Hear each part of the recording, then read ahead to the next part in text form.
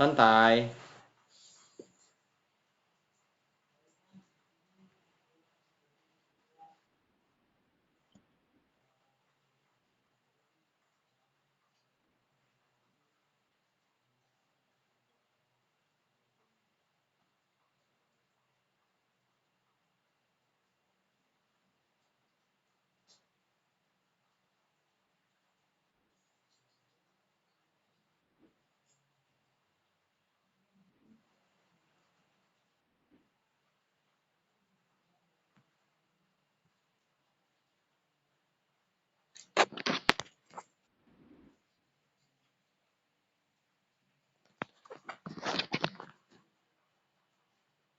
Lalu,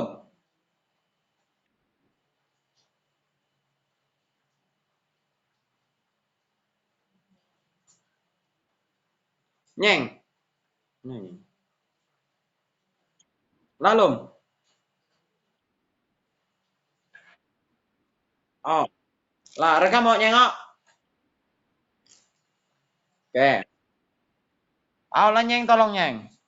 Aw.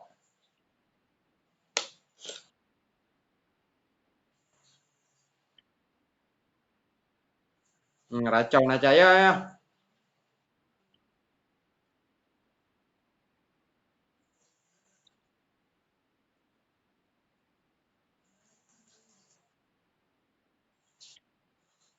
Aw pada mic. Baiklah.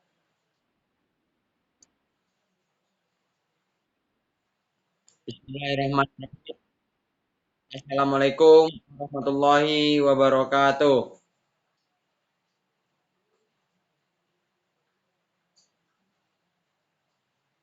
Eh, di sini perkenalkan nama saya Naufal Rafiq Muhammad dan juga kawan saya Reddy. Beliau izin karena sedang tidak enak badan dan berada di rumah. Di sini izinkanlah kami mempresentasikan apa yang menjadi pekerjaan kami pada sebelumnya, yaitu tugas daripada teknologi manufaktur lanjut. Di sini kami akan mengupas sedikit tentang mobil SMK yang akrab kita dengar atau mempunyai perusahaan induk yaitu PT Solo Manufaktur Kreasi. Ini merupakan salah satu perusahaan yang bergerak di bidang otomotif. Kemudian ini ada daftar isinya. Yang pertama adalah pendahuluan, bab kedua adalah alur proses produksi, yang ketiga adalah sasarannya, keempat adalah analisa prospek terhadap produk yang dihasilkan, yang kelima adalah kesimpulan. Mungkin langsung saja. Pendahuluan. PT Solo Manufaktur Kreasi atau dikenal juga dengan mobil SMK adalah perusahaan otomotif Indonesia yang berbasis di Solo, Indonesia. Merek SMK dinamakan sebagai singkatan dari dari Sekolah Menengah Kejuruan atau SMK untuk mengenali upaya siswa dalam mengembangkan merek mobil asli. Ya, jadi di sini mobil SMK ini tercetus pertama kali dari tangan-tangan kreativitas anak-anak bangsa. Salah satunya adalah SMK-SMK yang ada di Solo, mulai dari SMK Muhammadiyah Solo dan yang lain-lainnya. Mereka membuat sebuah karya mobil itu pada tahun 2007. Mobil itu dibuat, prototipenya, dan itu pula lah yang menjadikan SMK sekarang sebagai satu-satunya perusahaan otomotif anak bangsa yang tetap konsisten pada hari ini, yang dimana terus mencetakkan rekor penjualan walaupun tidak banyak, akan tetapi sudah ada catatan kemajuan demi kemajuan. Solo Manufaktur Kreasi sendiri adalah perusahaan swasta yang sekarang diperhatikan penuh oleh pemerintah, terutama pemerintah Republik Indonesia dalam mengembangkan industri otomotif dalam negeri sebagai untuk menjawab tantangan globalisasi era 4.0 dengan banyaknya merek mobil dari luar, sebagaimana yang telah disebutkan tadi, ada Toyota, kemudian ada Daihatsu, dan yang lain-lainnya dari Asia Timur, ada Wuling. Maka SMK diharapkan sebagai pendobrak pasar domestik terutama untuk meningkatkan kembali value ataupun nilai otomotif dari bangsa Indonesia sendiri. Kemudian inilah dia alur produksi daripada mobil SMK ini. Yang pertama adalah penerimaan bahan baku dari pemasok. Jadi PT mobil SMK sendiri, meskipun perusahaan ini berbentuk swasta, akan tetapi mendapatkan perhatian penuh dari BUMN. Salah satunya ada dari Pertamina, Krakatau Steel, dan juga yang lain-lain yang merupakan perusahaan BUMN pencetak bahan baku. Salah satunya ya kalau untuk baja dari Krakatau Steel sendiri. Kemudian setelah mendapatkan penerimaan bahan baku dari pemasok, akan dilakukan 5 tahapan penting dalam pembuatan mobil ini. Yang pertama adalah pressing atau pencetakan. Di sini pressing dilakukan untuk menimbulkan atau menjadikan sebuah bentuk mobil yang diinginkan.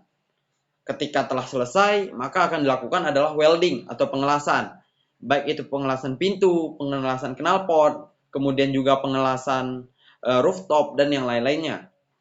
Setelah proses welding, maka akan dilakukan proses painting atau pengecatan.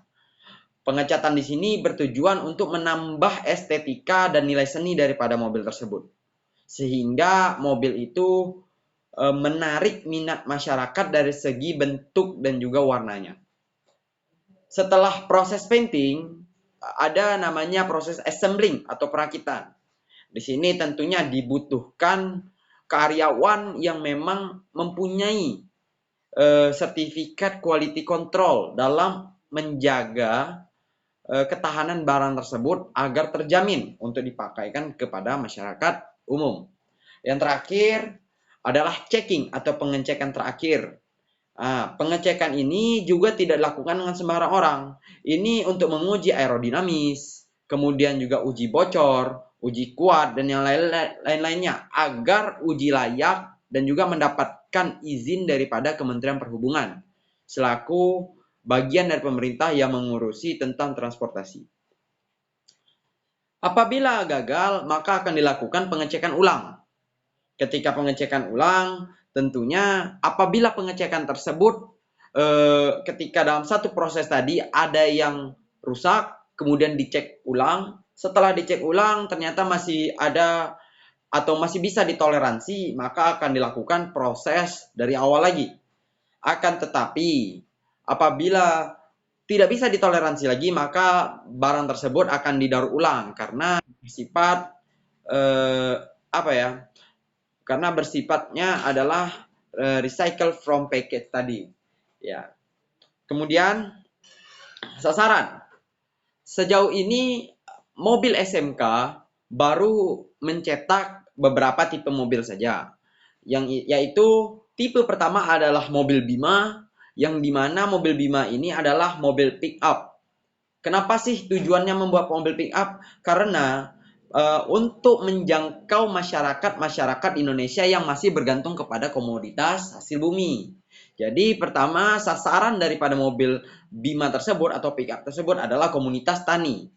Dan juga mobil Bima ini mempunyai keunggulan yaitu murah dan terjangkau sehingga ramah di kantong warga negara Indonesia yang mempunyai pendapatan per kapita menengah.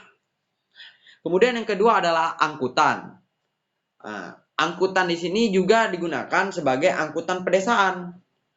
Angkutan pedesaan sendiri itu untuk mendistribusikan baik itu barang, baik itu entah komoditas tadi ataupun orang dari satu tempat ke tempat lain tanpa menggunakan kos yang begitu mahal.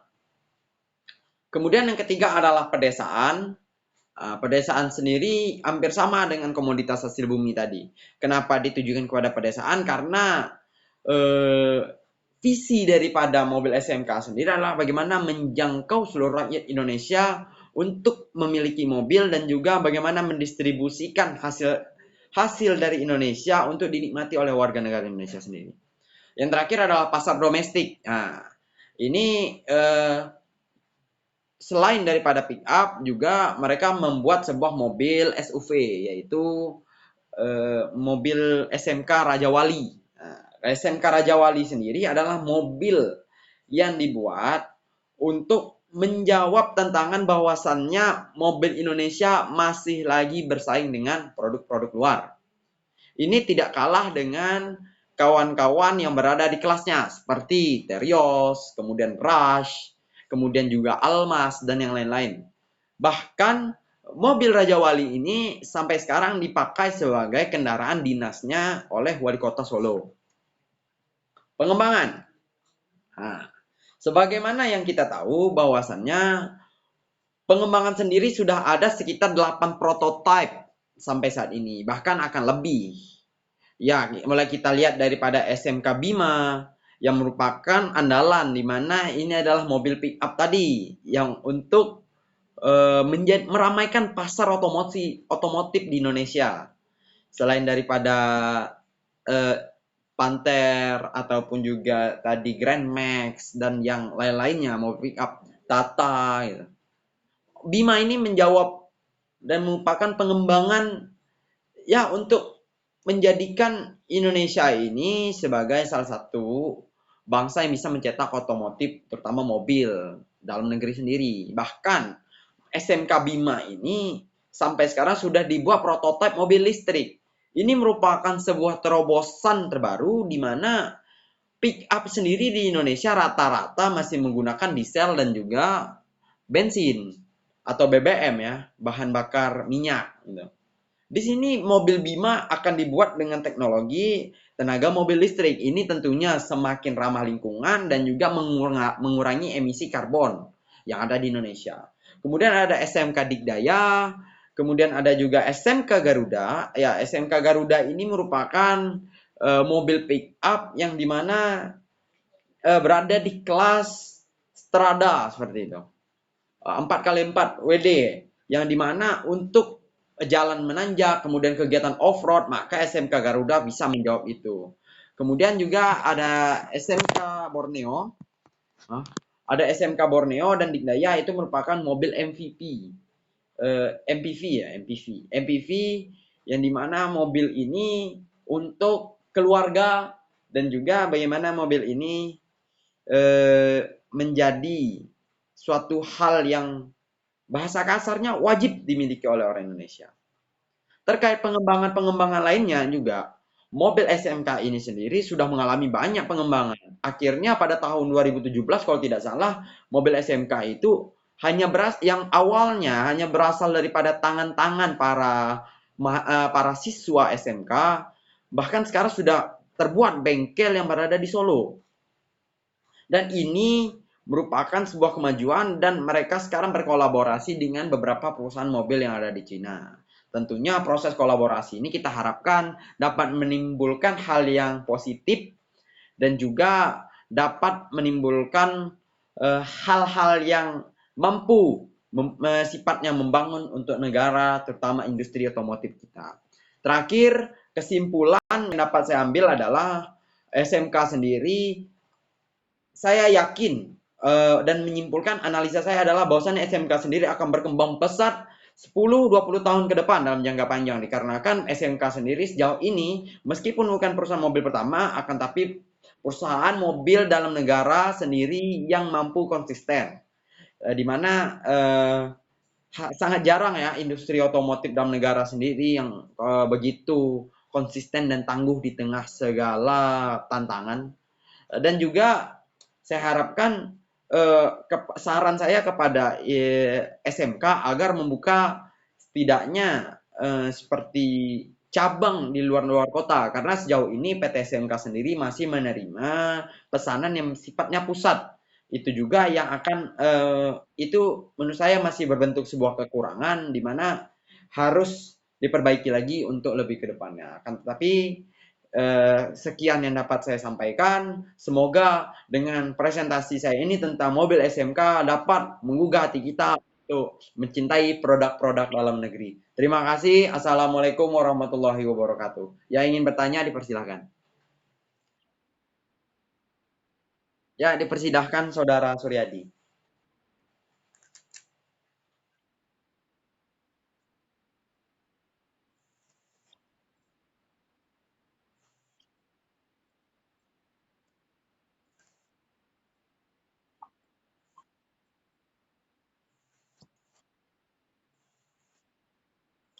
Terima kasih saudara-saudara.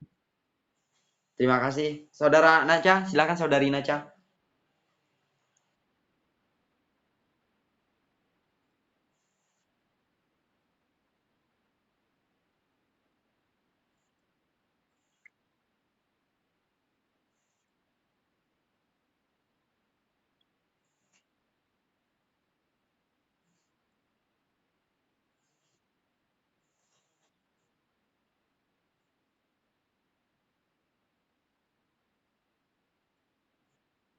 Ya, terima kasih saudari Naca. Atau ada yang lain lagi?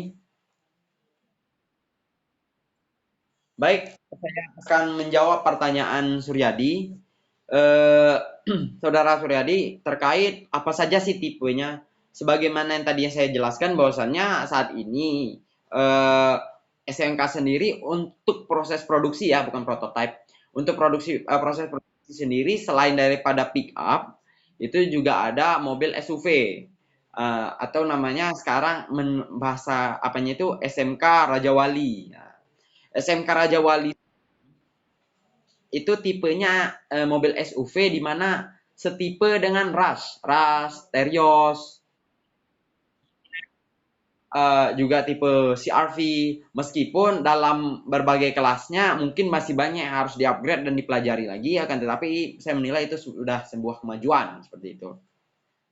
Bahkan sekarang sudah dipakai menjadi mobil dinasnya Wali Kota Solo. Kemudian untuk pertanyaan ya,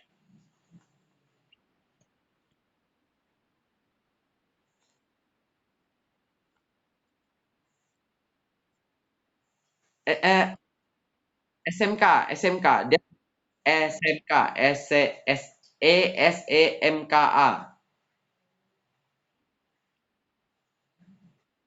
Siap, ya. Kalau untuk terima kasih untuk pertanyaan Naca Kirana, bagus sekali terkait pemasaran.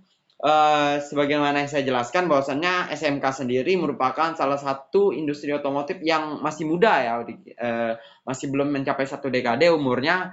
Di sini kemarin PT SMK sendiri itu dalam bidang pemasaran sudah menyediakan kontak person dan yang lain-lain. Akan tetapi sebagaimana saya ulas tadi bahwasannya masih ada kekurangan, bahwasannya PT SMK tersebut masih belum membuka cabangnya untuk pemasaran dan juga penjualan spare part dan bengkel resmi itu masih belum ada di luar daripada yang ada di pusatnya.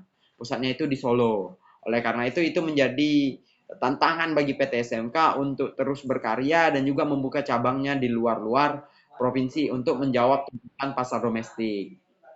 Kemudian bagaimana untuk bersaing dengan perusahaan-perusahaan mobil luar, itu saya rasa PT SMK harus belajar banyak terlebih dahulu. Dikarenakan mungkin dalam segi teknologi kita ada sedikit ketertinggalan. Itulah yang menjadi PR harus diselesaikan bagi PT SMK untuk terus berinovasi dan melakukan riset mendalam agar mendapatkan terobosan yang positif dan juga mampu bermanfaat bagi masyarakat. Gitu.